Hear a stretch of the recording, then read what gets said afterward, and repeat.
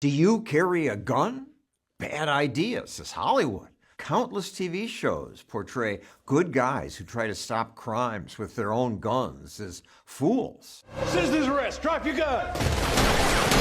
The wise police officer sums it up. Leave it to a good guy with a gun to really screw things up. Liberal politicians agree. A good guy with a gun will stop the bad guys with a gun. It doesn't hold up. It doesn't, say experts, the media feature. Good guy with a gun statistically isn't realistic. It's an adolescent rescue fantasy. An adolescent rescue fantasy? Now, I'm no gun person. I was raised among lefty gun haters. I assumed Hollywood and the media told the truth. But then, 17 years ago, I hired the best data analyzer I know. That very tall guy on the left, Maxim Lott, here talking to the nearly as tall John Lott, his father, a criminal justice researcher who wrote this book. More guns, less crime? I was skeptical, and some researchers questioned Lott's data, but I've come to believe Lott is making a good point. In places where bad guys fear a good guy might be armed, crime tends to fall. Often just showing a weapon is enough to stop an assault. Police don't track such events, but these days some are posted on the web. Here an employee grabs her gun and the robber runs away.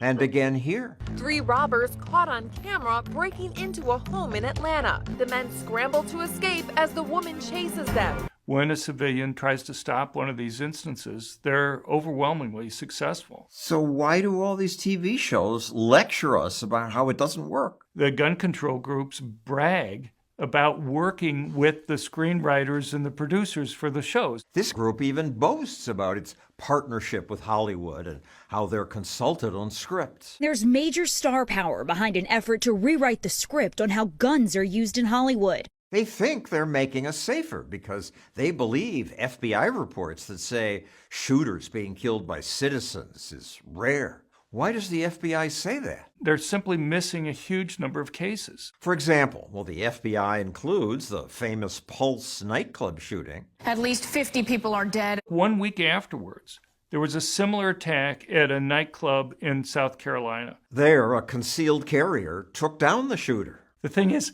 it got virtually no news coverage. 49 people being killed is going to be a bigger story than 3 people being killed. I understand, but the guy still had like 125 rounds of ammunition on him when he was stopped. You would think at least some of the news coverage would at least mention, here's another case that almost turned out to be the same, but it was stopped. Also, remember the Parkland shooting? At least 17 people are dead in Parkland, Florida. Just a few months later, in Titusville, Florida, there was an elementary school that was having a big event at a park right next to the school. Had hundreds of students there, and a man came up, started firing his gun. Police say the gunman was then shot by someone else who had a legally concealed weapon. And was able to seriously wound the attacker and stop him before he was able to go and kill anybody. The bystander saved a lot of people's lives, says the police. But I never heard about that. Local media covered it, but it hardly got attention beyond that. The FBI somehow also missed it.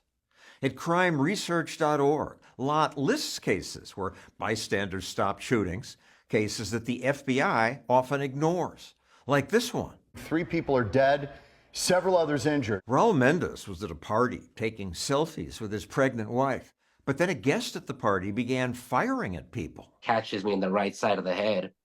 Bullet entered right here, right by my ear, goes straight through my face and out my left eye.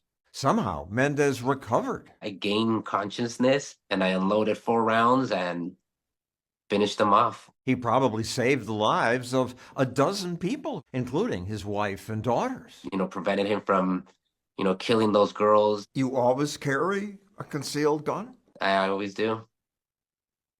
Why? It's just about being prepared. The FBI records instances like this, but somehow they have no record of your case. They're not recording the true numbers, guns actually saved. It's one of many cases like that the FBI is missing. It happened. Why wouldn't they include this? There's a lot of political views that people let infect their data.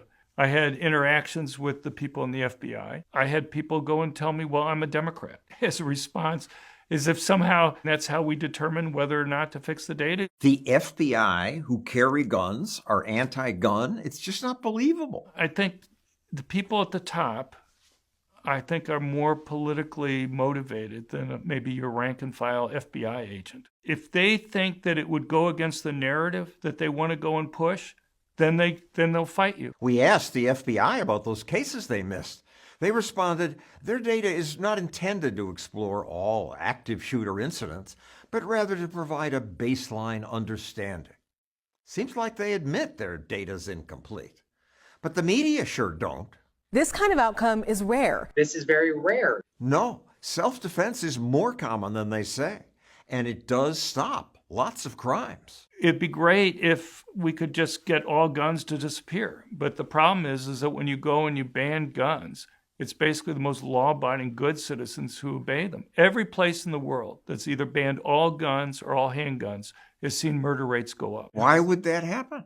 If you're primarily disarming their victims, you make it easier to commit the crimes. But the so-called experts still say there haven't been good guys with a gun who stop mass shootings. It's the kind of thing you learn from reading comic books. I was prepared and it saved lives. There's no comic book story about that. Those are facts. That's what happened. I was there. I'm sure there's many more out there that'll go unheard.